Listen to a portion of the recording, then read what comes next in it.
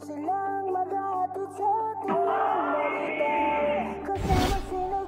it, politics.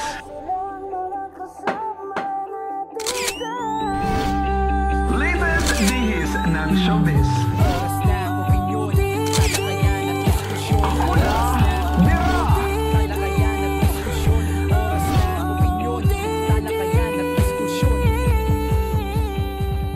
Yun! Hello! We're here! Naku, alam ko excited na kayo, kaya tara na. Pasok na kayo sa dati yung tambahin na ngayon ay ginagawa ninyong isa sa inyong mga minamahal na tahanan. Ito po ang OOTD. Oras ng opinyon. Talakayan at diskusyon. With my nanay na excited ako na sa kung anong sasabihin mo sa politikang pag-uusapan natin ngayon. Dahil you are the political and showbiz official dome ng OOTD, na ang OOTD mo ngayon ay nakamaroon na may konting brown na hindi nila nakikita. Dahil kayong mangging kaligatin ang mga Pinoy. Ang ating minamahal, Nanay Jobert Socaldito. Nakaka-flatter naman. Kung sinasabi mo ako ang official dome ng showbiz at politika here in our show. Of course, ikaw din naman anak, may gas, no? Kakaiba rin ng brilliance mo. Of course, aking mahal na anak, Direk Chops Manansala! Kagaya ng mga nanonood sa atin ngayon sa episode natin ngayon, na patuloy na nanonood sa ating mga episodes sa OOTD na dahil kung matalino ka, alam natin matalino rin sila dahil minamahal nila tayo. Tayo na patuloy na nagmamahal sa kanila. Kaya diretso na tayo sa ating unang segment habang umaaching si Miss Lea. Gusto ko yun, no? At least, no? You know. This is it, politics. Pagkaching talaga. Pero si Rory Gertos, si Ma'am Rory Gertos, siyempre, hello to you. Nakaibigan ni Mr. Henry Magahis na nagpa-picture siya one time sa atin, sa akin nung pumunta ako sa Pasig. Hi, Miss Rory! Hi! Yun, nanonood ka. Anyway, eto na pa ating topic na pasal sa ating politics. Ay, of course, itong si kaibigan natin, Harry Roque. Kaibigan pala kayo. Kasi nagkasama kami dati sa DZMM. Nagkaroon siya ng show. Matalino siya, ha? Matalino, actually, napakatalino nito. Kaya madaldal masyadong. Kumbaga masyadong maingay. At hindi na nakakatulong sa kanya yung kaingay niya minsan. May mga ingay na parang walang laman, parang isang lata. Yes, na kapag walang laman, maingay. Pag may laman, pag puno, tahimik lang. Umihingi raw siya ng asylum ngayon. Oo, even before itong warrant of arrest niya, na inilabas po ng Angeles City Trial Court, no, for the case ng qualified human trafficking, no? Along with Cassandra Ong, Dennis Cunanan, and 48 others, ay naglabas na silang warrant of arrest habang siya ay nag-seek ng political asylum doon sa Netherlands. Kasi nga doon may political asylum eh. Kaya lang hindi pa ito na-aprobahan, nag-apply pa lang siya.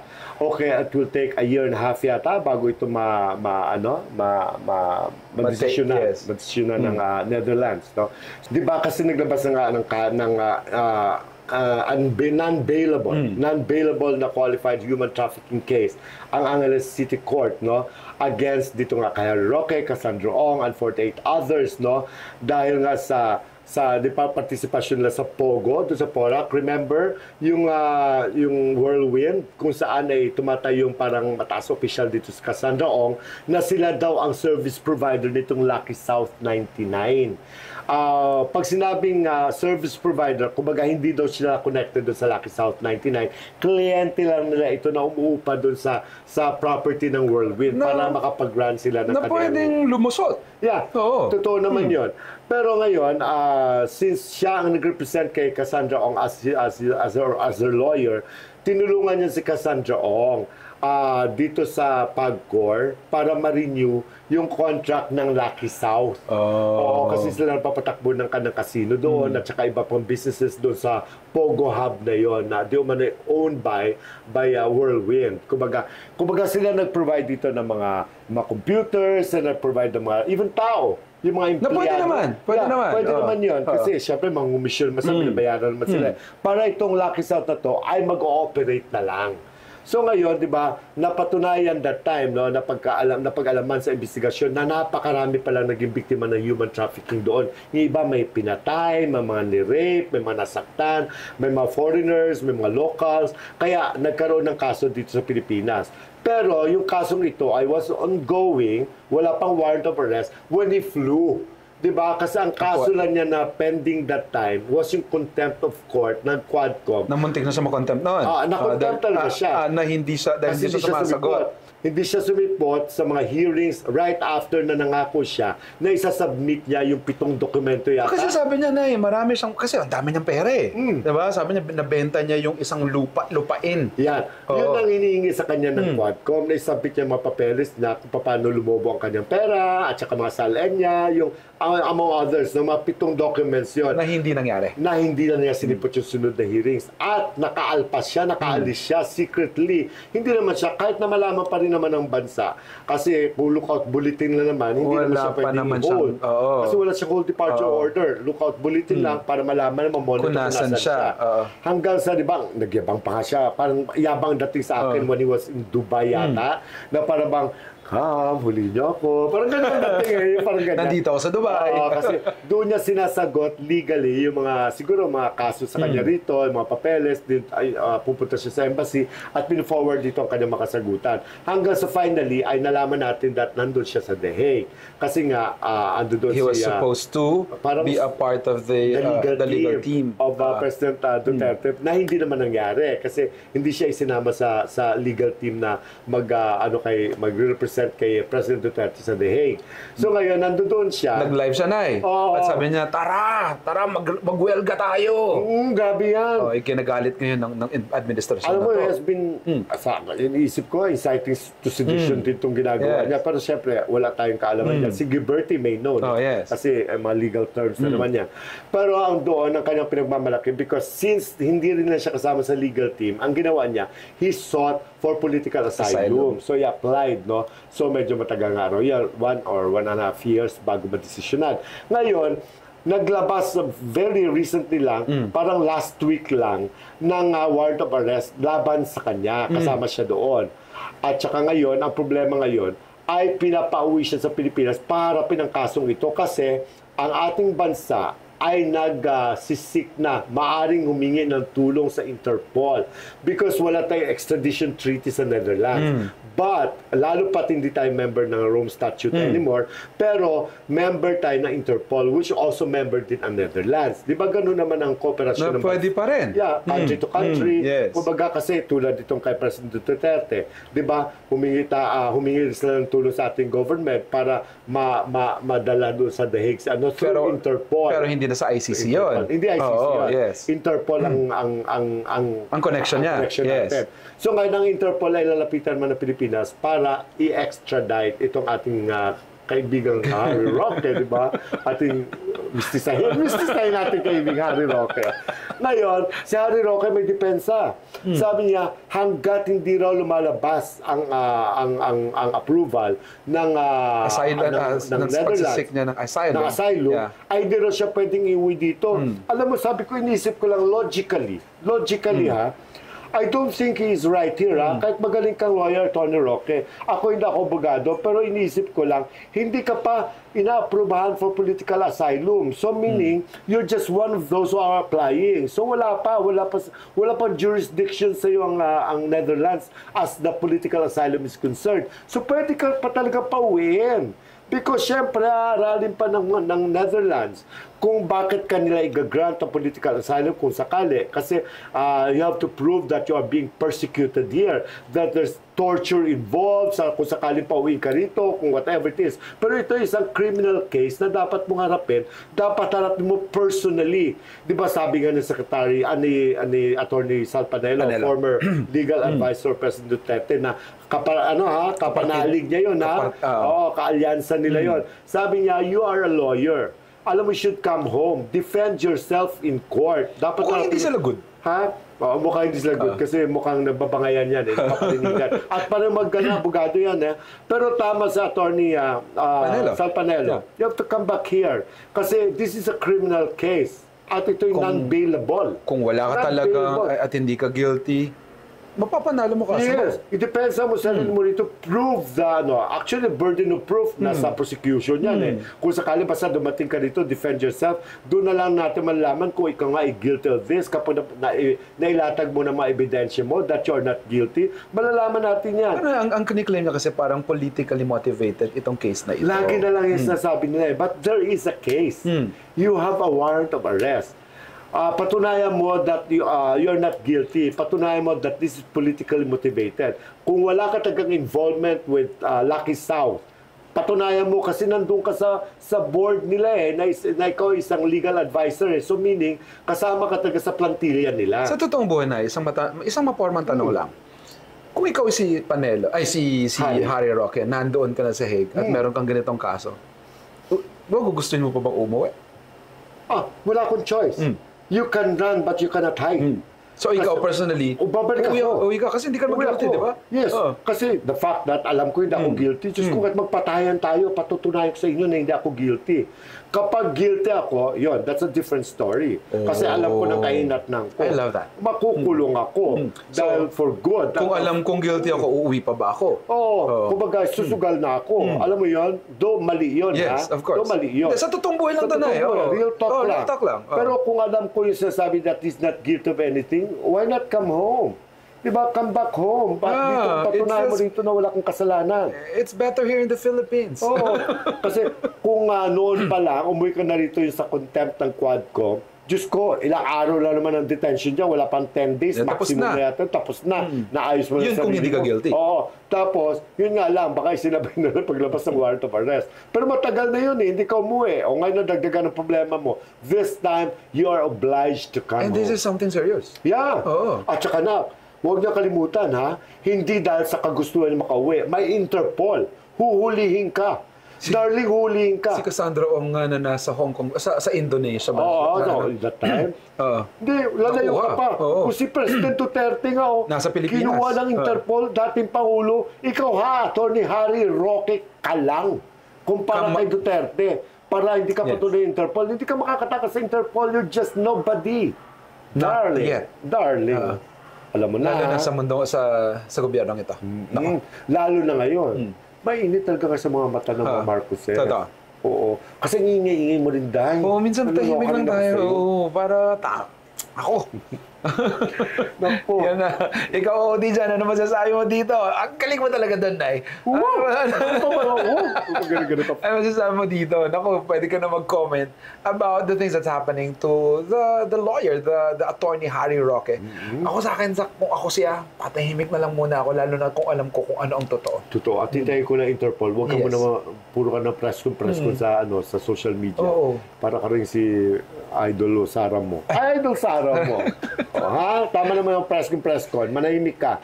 Huwag ka dito. Hintay mo Interpol. Comment na kayo. Sa mga nag-enjoy pa lang at hindi pa namin subscriber at nanonood pa lang, ako pindutin nyo ng subscribe button.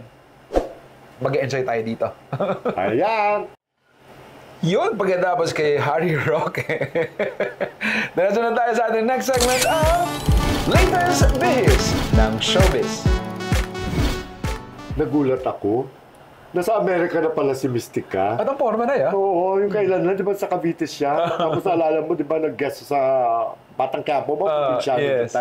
Na nagmamakaawa siya, na sabi naghihirap na raw siya. Bigyan siya ng trabaho. Oo, na nagluluto lang siya ng manok doon sa Cavite. Tapos binigyan ng trabaho. Nung nabigyan ng trabaho, nung tinanggal doon, Diyos ko, nagmayabang na hindi naman talaga totoo siya naghihirap. Etchos niya lang, drama na daw yun. Pero nagulat ako na naimik siya for a while, for a long time actually. And finally, I may resurface na isang Mystica at Diyos ko, ang pilikmata. Formado. The late Bella Flores, ang kanyang pilikmata, kapal, di ba, haba. At yun, nakasuot siya ng uniform ng Burger King.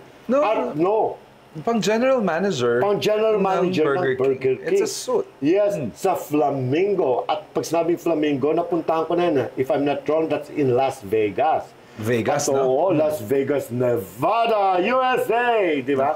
Andun siya.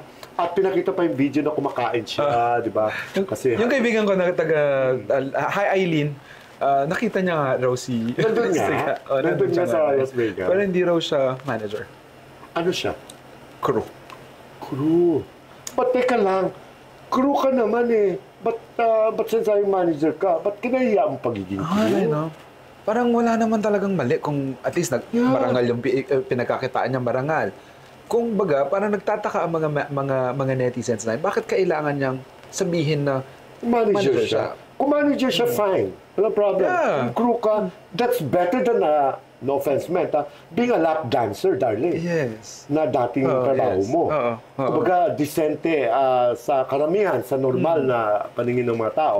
Ang pagiging crew, walang masama doon. May mga You're make-believe earning. talaga itong si Mystica, maraming pagkakataon na mga make-believe yung mga Oo. kinukwento niya. Ay mo kaibigan, pero aning-aning din tong batang to, no? Nakakaloka ka. Ako na kung ano man ang trabaho mo, basta marangal at hindi ka Yes. nagnanakaw, pwede mo ipagmalaki yun. Kung tayo nga may respeto sa mga macho dancers, even sa mga agogo dancers, Diyos ko, dito pa kayo sa mga crew na alam natin na hindi ganun kadaling Nakakatawa trabaho. na yung kaibigan ko si Aileen, sabi niya, nandito sa Mystica, ganyan. Ako syempre, nababalitaan ko, sabi ko, anong trabaho niya? General manager daw siya. Hindi, tinignan niya, hindi crew. Sabi niya, ganyan. Oo. Sabi ko, okay. In denial siya, no? In denial. Ano ba masama doon? Pwede naman siya maging general manager, maybe after. She has to prove her worth, that she is Buti nga deserving of tinanggap that. pa siya Oo. Diba she's not young anymore? But in the States na, kahit ano, wala naman edad sila, Bagay, di ba? oo. But importante, may trabaho siya at meron siyang mabibili niya mga bagay na gusto niya bilhin. Pero kapag bago ka pa lang dyan, di ka pa regular, syempre per hour lang ang babayaran Kaya nabash sa'yo. ngayon siya sa social media, lalo na marami mga Pinoy sa Nevada na, sa Oo. Flamingo. Alam mo kahit sino sa atin ha, Mystica, including you ha, most especially you actually, kung anong trabaho mo, huwag mo ikahiya. Kung di ka kung general manager ka, congratulations. Kung That's a hindi big man, leap, oo. still congratulations Oo. kasi may trabaho ka. May trabaho na dati-dati, umihingi ka nga in national TV ng trabaho. Eto may trabaho ka na. At marami mga Pinoy na gusto pumunta ng ibang bansa na makapagtrabaho lang doon. Eh kung naamin mo nga dati na dating lap dancer, ano masama pag sinabi mo crew Totoo. member ka na isang restaurant. You just have to embrace it. You just have to be proud for whatever that is. Importante, may trabaho ka na. Diyos ko. Yan. Ha? Ewan ko sa'yo. Kagaya ng, hindi kagaya nitong dalawa na eh. Pinagmamalaki din na rin nila at pinagsisigawan na rin nila na sila ay magsing-irog. I know that! Nagmamahalan. Pinagmamalaki na ni Miss Rufa Gutierrez na oo. Through hindi man sinasabi na verbatim nanay, but through their body language na sila na ni Mr. Herbert Bistek Bautista. Even in photos, tulad sabi natin, if a picture pays 1,000 words, di ba? A picture speak more louder than words. Nakaka-inspire nanay. Nakaka-inspire. Sabi ko, pero alam mo, may mga bashers pa rin.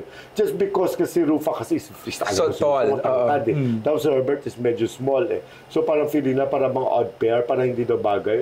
Alam mo, ang puso naman natin ay nasa loob. Ako pag nakikita ko ganyan na hindi sila bagay sa pero nagmamahalan sila, Oo, mas tunay na pagmamahal yun. Ang sarap-sarap na feeling kapag masaya ka para sa taong masasaya. Na kahit may pinagdadaanan ngayon si Herbert Bautista doon sa kaso niya, di ba? At least meron nagmamahal sa kanya, may sumusuporta sa kanya. Lumalakas ang buong pagkatao niya na eh. Oo, alam naman natin na matagal na yan, di ba? Even during the campaign pa lang niya that time, nung tuwakbo siya senador when he lost. Yes. Si Rufa, medyo naliling na sa kanya. Sumasama sa mga campaigns niya. Alam ko noon pa yan na meron something sa kanila. Pero syempre hanggat nila kinoconfirm, hindi natin pwede pangunahan. Yes. Hanggang speculator tayo. But now that the pictures are out, the videos are out, di ba? Can't we just be happy for them? We can be happy for people who are happy. Yes. Dahil kapag hindi ka masaya para sa mga tao nagiging masaya, baka tunay na malungkot ang buhay Yes, mo. bawasan kasi kumain ng hilaw na ampalaya. Na hindi pa kinakain ng hilaw. Dapat niluluto pag ampalaya. Supposedly, pag may mga tao talaga kumakain ng hilaw, iba,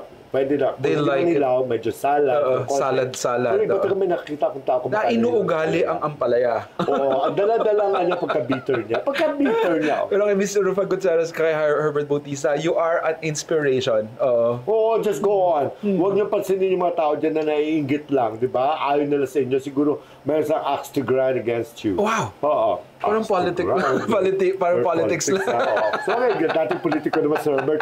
Basta nagmamahalan, go! Basta Go on, tunay ang multiply. pagmamahalan at hindi naggagamitan, importante, may nagmamahal. Tama. Kagaya ng itong pag-uusapan pa na isa. Sino yan? May nagmamahal na kay Miss Bea Alonzo. Di ba pinag-usapan natin 2 issues ago Of course, pero ito na, bigla silang lumabas sa Parang sa convention forum. yun eh. Convention No, it's ng Pure Gold na nandoon si Coco Martin at saka si Julia Montes.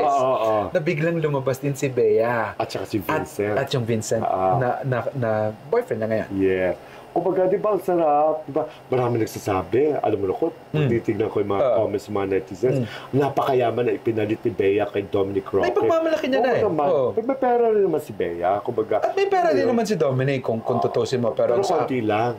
Hindi, pero it's not about even the pera, di ba? Yeah, Para may of pagmalaki course. mo, ang taong minamahal mo, importante, kagaya ni Rufa at Herbert, ay may dumating sa buhay mo na Yes. tunay na magmamahal sa'yo. Parang hirap maghanap ng ganun ha. Yung Vincent, gwapo na. Single, mayaman, single. gwapo. At saka may height. Alam mo yun? It takes some sacrifices for you to be able to really get someone really rightfully yours. Oo. At sa tamang panahon, no? Kumbaga, minsan, hindi mo hinahanap yung mamahalin mo. Nainisip mo, no? How ironic, no? Sa lahat ng mga kontrobersyong pinagdaanan ni Miss Bea Alonzo, sa lahat ng mga minahal niya, eto bigla parang blossoming into something beautiful. That's a blessing for her. Siguro she must have done something good.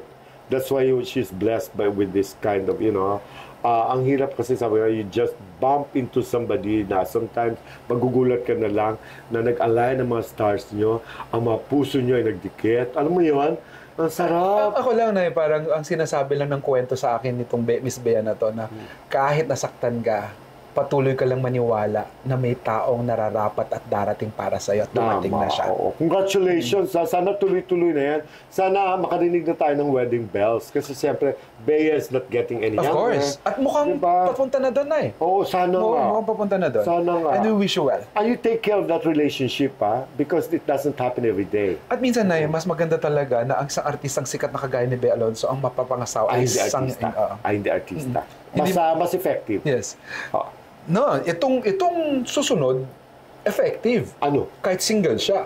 Oh, Si Sino? Mr. Daniel Padilla. Oh, Ang yung- naka-move on na siya. Naka-move on na. Uy, mabuti naman ang anak ko naka-move on na. Kasi, sabagay, normally, hindi man sa lahat, na pagkakataon, na ang lalaki ay mas mabilis maka-move on kaysa sa babae. Di ba? Yung kanilang breakup ni Catherine Bernardo.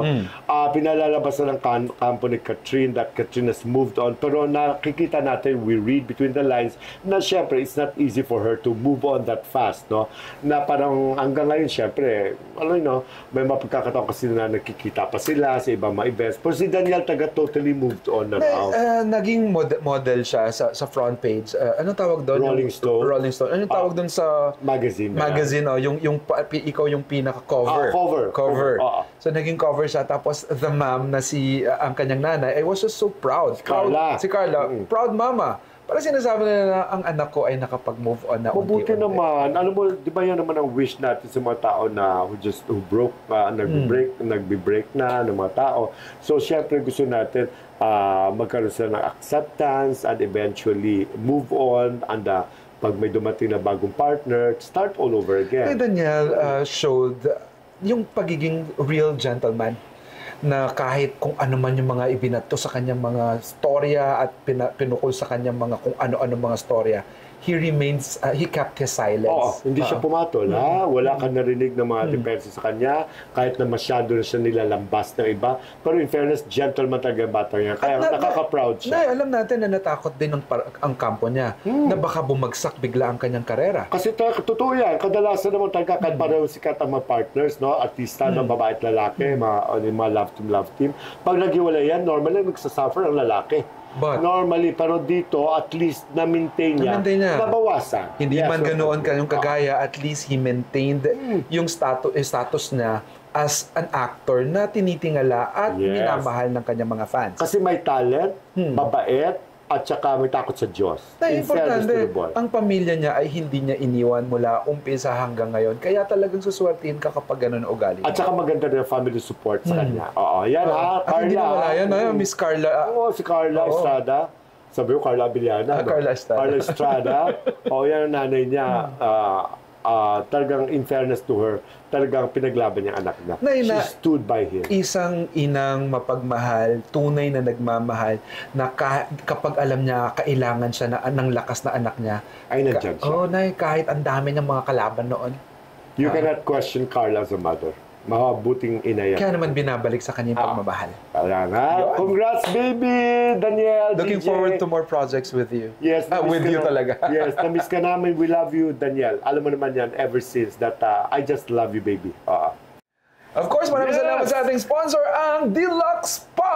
Yes, ang paborito kong spa na minamanage ng kaibigan kong beauty queen na si Vince Miraflores. Sikat si Vince. Yes, located ito sa Scout Fernandez, corner, Tomas Morato, sa gilid ng Chili's, ang Unli Wings. Saan yung wings? Diba? Deluxe Spa. Masarap mapapasahe. Masahe, malinis, magagaling mga masahista. Meron pa silang mga botox ngayon. May nagpe-pedicure ba? May mani-pedi, may magpagawa ka ng ilong, meron silang glutathione. It's complete. It's a smorgasbord ang tinatawag. Hi, Deluxe Doc! Spa. Hi, Doc! Dr. Percival De Leon, I miss you. We love you. Ano yan? Daddy Doc. Daddy Doc. Daddy Doc, Daddy pakinggan Doc. mo itong blind item Yan, namin. pakinggan mo to. Naku, diretso na tayo sa Kulang Tira! Ito na. Totoo ba? Ay, grabe. Totoo. Oo, sa may Makati Ave. Totoo. Sa Makati Ave, isang gwapong aktor. Gwapong aktor na sumikat sa isang pelikula kasama si Eddie Garcia. Blind Ano ba, item agad. na kagad, di ba? Ang, that time ay para bang basag na basag. Nabasag ang Parang basa, parang salamin? Parang hindi mo alam kung nakadroga o lasing na lasing o nakasingot ng panis na charot lang. Oo. Kaya kumbaga pasuray-suray dun sa Quezon Ave. Tapos sa isang kanto, nakita kasi pero kahit nakaganon siya, gwapo pa rin, lumalabas pa rin tagang pagkagwapo. Sikat na siya dito? Sikat siya. may sikat na siya nung nangyayari sikat yun. na siya. Okay. Kumbaga, pawala na nga siya. Kumbaga, after kasikatan, sikat pa rin naman siya. May isa akong kaibigan na abogado. Hindi pa ko, alam mo na. Sige, inhinyero. Na bakla. Na matagal na pala niyang type itong aktor na ito. Finally, nakita niya. Nakita niya sa suray-suray na parang feeling niya, he needs help. Siyempre, mag-isa lang. Siyempre, alam mo mabait na. talagang kaibigan natin ito. Nakita niya sa poste, parang nakahawak doon yung aktor. Siguro Hindi na niya kaya. Makalasingan, hindi niya kaya. Ang ginawa niya, pinaradaan niya ng kotse niya. Tapos tinawag niya. Ang swerte naman niya sa mga kotse-kotse na ganyan. Oo. Pero this time, automatic. Automatic na. Yung una kasi hindi matik. Kaya gagawin. Okay. Automatic na. Sabi niya, tapos tinignan niya, tapos napatingin sa kanya, pero kumbaga, hindi siya ma-identify ng aktor. Kasi siya, come Inglesera. inside the car. Come inside the car, oh. So yung actor naman, so feeling niya siguro, baka feeling niya, hirap na hirap siya na naglalakad at nakawak na siya sa poste. Ang ginawa niya, somebody's offering naman, help, no? Kumbaga, sumakay na siya. Hindi man na niya inisip na, mabuti na yung taong ito ay matino, mabuti. Kung halimbawa, isang, killer, isang scammer, isang hindi mabuting tao. Mabuti na timing siya sa mabuting tao. So sumakay siya sa front seat ng car. Tapos tinatanong siya, saan papunta mo? Pauwi ako mga ganon. Lasing na lasing. Hindi mo alam, bangag. Lango. Tapos sabi niya, alika, sabi niya, so gusto mo daman tayo sa bahay para makapagpahinga ka doon? Sabi ng Juan, sabi ng teacher. Teacher naman. Iba-iba kong professional. Doctor, engineer, lawyer, engineer, teacher naman ngayon. Sabi niya, okay lang. So sinama niya sa bahay. Yung abogadong bakla to, ang abogadong balik sa abogado, ay dalawa lang sila na kanyang katulong. Si Girl Friday niya. Girl Friday. So pagdating nila doon, so ang ginawa niya, nag-park siya sa kanyang apartment, tapos kinuha itong lalaki, katagang tinulungan niya papasok ng pinto. So ginising niya ang kanyang katulong. Tapos sabi niya, samahan mo nga itong mag-CR para makapag-shower. Kasi mabigat niya kasi medyo big boy ito Big boy. Toys for the big boys. Toys for the big boys.